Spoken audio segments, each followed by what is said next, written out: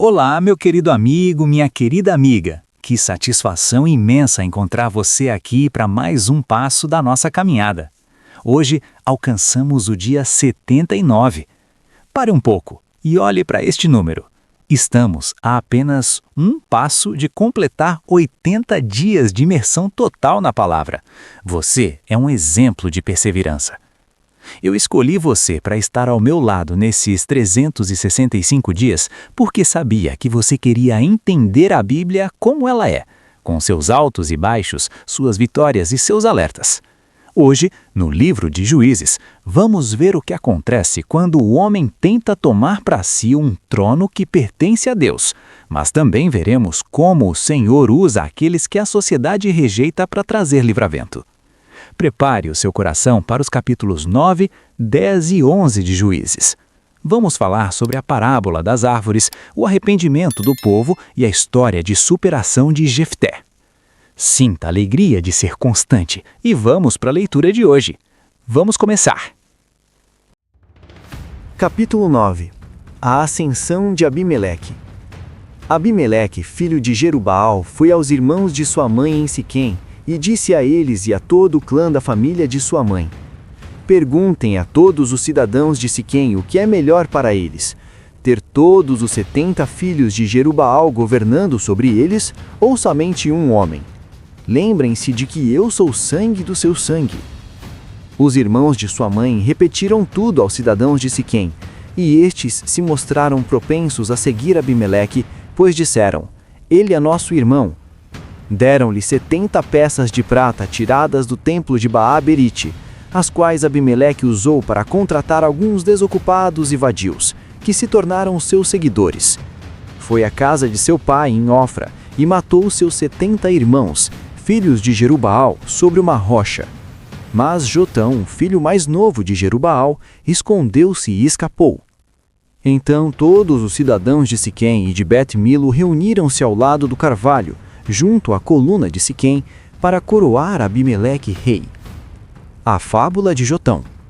Quando Jotão soube disso, subiu ao topo do monte Gerizim e gritou para eles: Ouçam-me, cidadãos de Siquém, para que Deus os ouça. Certo dia as árvores saíram para ungir um rei para si. Disseram à oliveira: Seja nosso rei. A oliveira, porém, respondeu: Deveria eu renunciar ao meu azeite, com o qual se presta a honra aos deuses e aos homens, para dominar sobre as árvores? Então as árvores disseram à figueira: Venha ser o nosso rei. A figueira, porém, respondeu: Deveria eu renunciar ao meu fruto saboroso e doce, para dominar sobre as árvores? Depois as árvores disseram à videira: Venha ser o nosso rei. A videira, porém, respondeu: Deveria eu renunciar ao meu vinho, que alegra os deuses e os homens, para ter domínio sobre as árvores? Finalmente todas as árvores disseram ao espinheiro: Venha ser o nosso rei. O espinheiro disse às árvores: Se querem realmente ungir-me rei sobre vocês, venham abrigar-se à minha sombra. Do contrário, sairá fogo do espinheiro e consumirá até os cedros do Líbano. Será que vocês agiram de fato com sinceridade quando fizeram Abimeleque rei? Foram justos com Jerubaal e sua família, como ele merecia? Meu pai lutou por vocês e arriscou a vida para livrá-los das mãos de Midian. Hoje, porém, vocês se revoltaram contra a família de meu pai, mataram seus 70 irmãos sobre a mesma rocha e proclamaram Abimeleque, o filho de sua escrava, rei sobre os cidadãos de Siquém pelo fato de ser seu irmão. Se hoje vocês de fato agiram com sinceridade para com Jerubaal e sua família, alegrem-se com Abimeleque e alegre-se ele com vocês.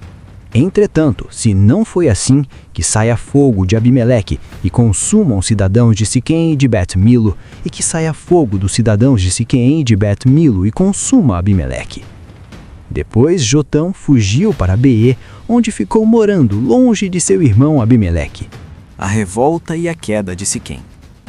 Fazia 3 anos que Abimeleque governava Israel, quando Deus enviou um espírito maligno entre Abimeleque e os cidadãos de Siquém, e estes agiram traiçoeiramente contra Abimeleque. Isso aconteceu para que o crime contra os 70 filhos de Jerubaal, o derramamento do sangue deles, fosse vingado em seu irmão Abimeleque e nos cidadãos de Siquém que o ajudaram a assassinar os seus irmãos.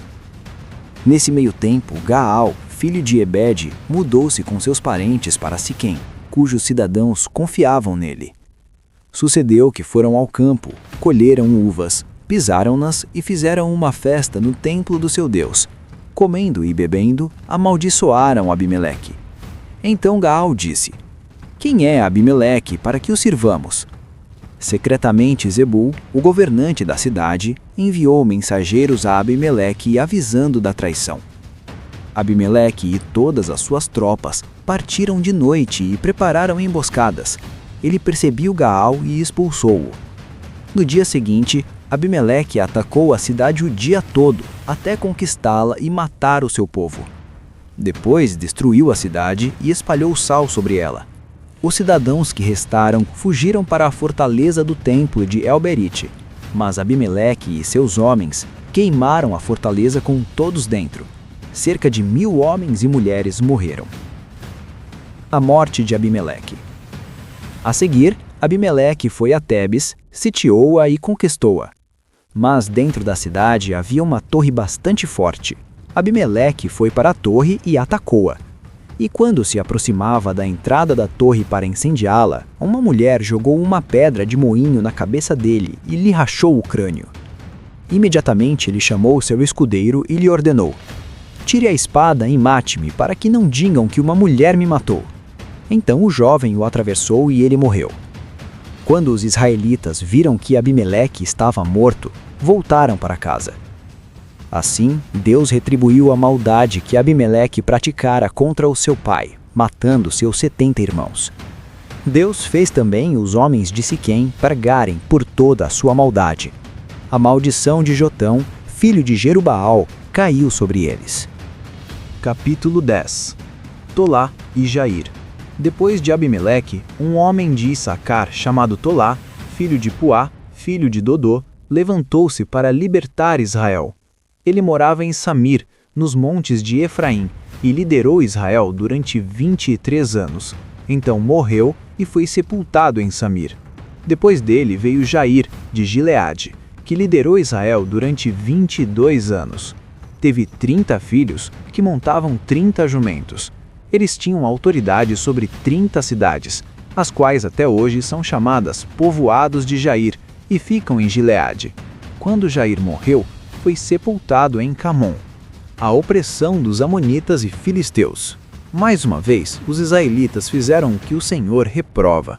Serviram aos Baalins, às imagens de Astarote, aos deuses de Arã, aos deuses de Sidom, aos deuses de Moabe, aos deuses dos amonitas e aos deuses dos filisteus. E como os israelitas abandonaram o Senhor e não mais lhe prestaram culto, a ira do Senhor se acendeu contra eles. Ele os entregou nas mãos dos filisteus e dos amonitas, que naquele ano os humilharam e os oprimiram. Durante 18 anos, oprimiram todos os israelitas do lado leste do Jordão, em Gileade, terra dos amorreus. Os amonitas também atravessaram o Jordão para lutar contra Judá, contra Benjamim e contra a tribo de Efraim, e grande angústia dominou Israel. Então os israelitas clamaram ao Senhor, dizendo: Temos pecado contra ti, pois abandonamos o nosso Deus e prestamos culto aos Baalins. O Senhor respondeu: Quando os egípcios, os amorreus, os amonitas, os filisteus, os sidônios, os amalequitas e os maonitas os oprimiram, e vocês clamaram a mim, eu os libertei das mãos deles. Mas vocês me abandonaram e prestaram culto a outros deuses.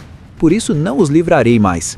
Clamem aos deuses que vocês escolheram, que eles os livrem na hora do aperto. Os israelitas, porém, disseram ao Senhor: Nós pecamos, faze conosco o que achares melhor, mas te rogamos, livra-nos agora. Então eles se desfizeram dos deuses estrangeiros que havia entre eles e prestaram culto ao Senhor. E ele não pôde mais suportar o sofrimento de Israel. Quando os amonitas foram convocados e se acamparam em Gileade, os israelitas se reuniram e acamparam em Mispá.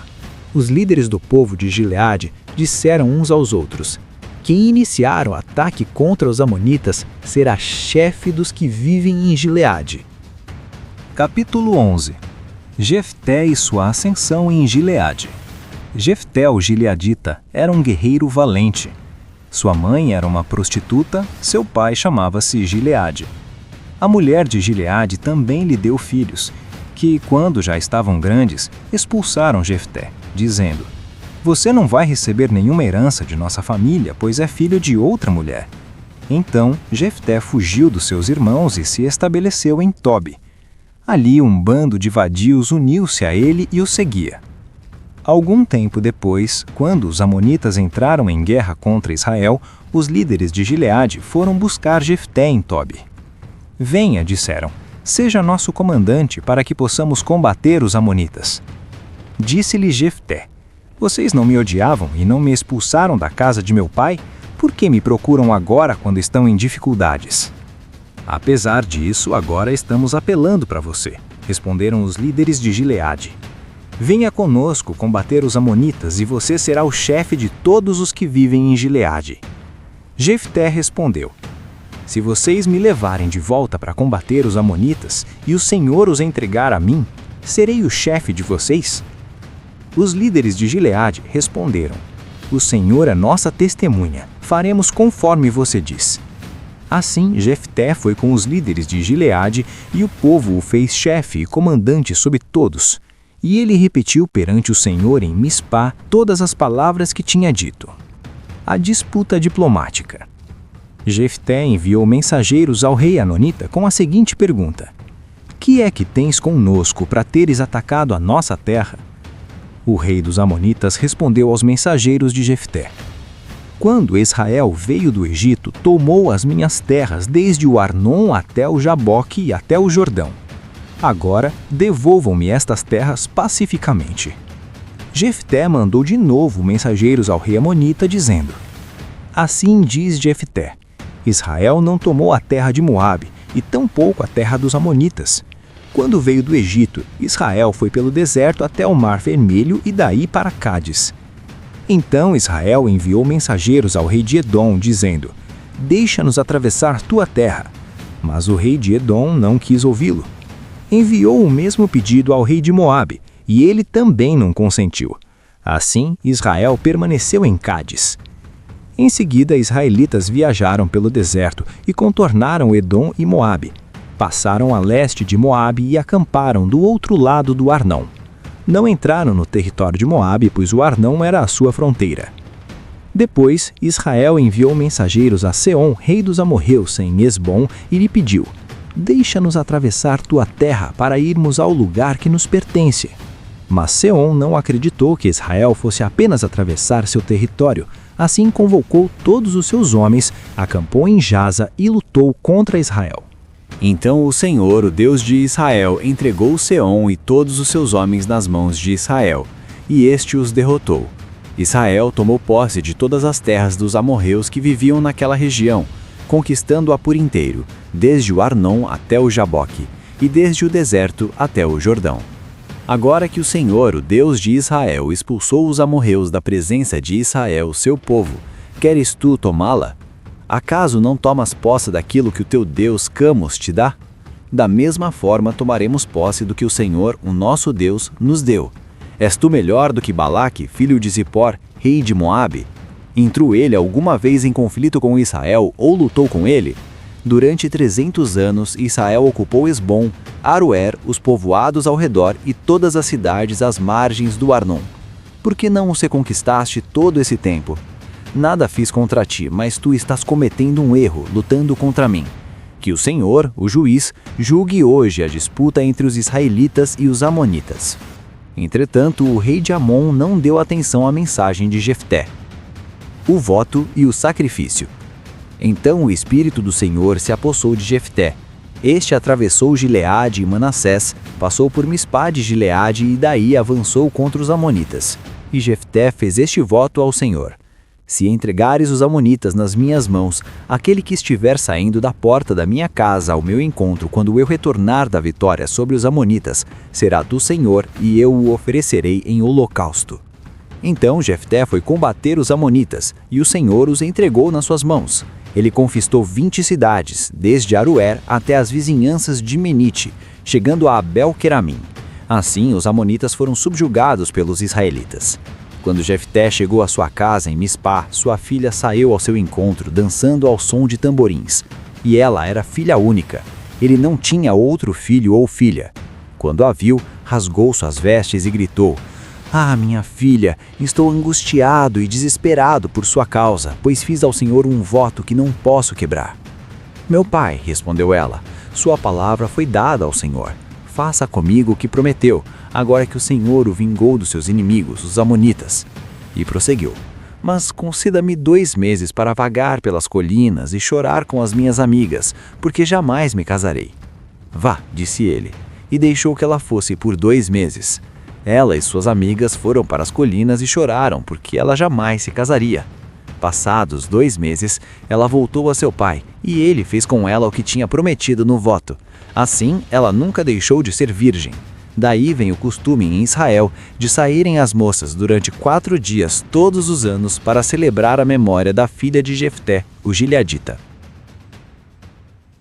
Que leitura densa e cheia de ensinamentos fizemos hoje no nosso dia 79? No capítulo 9, vimos a triste história de Abimeleque, que por ambição matou seus irmãos para se tornar rei, terminando sua vida de forma vergonhosa. A parábola de Jotão nos alertou: quando os bons se omitem, o espinheiro assume o poder. É um lembrete de que a liderança sem o caráter de Deus gera destruição. No capítulo 10, vimos o ciclo se repetir. O povo voltou à idolatria, foi oprimido e finalmente confessou seus pecados com sinceridade. E no capítulo 11 fomos apresentados a Jefté. Rejeitado por seus irmãos e expulso de casa por ser filho de outra mulher, ele se tornou um guerreiro habilidoso. Quando o aperto veio, foram justamente buscá-lo para liderar. Jefté tentou a diplomacia, mas acabou vencendo os amonitas pelo poder de Deus. O capítulo termina com seu voto precipitado, que nos ensina a ter cuidado e sabedoria com as palavras que proferimos diante do Senhor. Sinta a satisfação de ter vencido o dia 79. Você está aprendendo que Deus restaura os rejeitados e que a nossa história não termina onde os outros dizem que termina. E olha, para que esse exército de buscadores continue crescendo, a sua inscrição e a sua curtida são os nossos marcos de vitória. Se você crê que Deus pode usar a sua vida independentemente do seu passado, deixe seu joinha e se inscreva agora. Sou muito grato por sua fidelidade. Amanhã o nosso encontro continua para vermos o nascimento de um dos homens mais fortes da Bíblia, Sansão. 365 dias para uma nova vida. Um capítulo por vez, uma transformação para sempre. Que Deus te abençoe e até amanhã.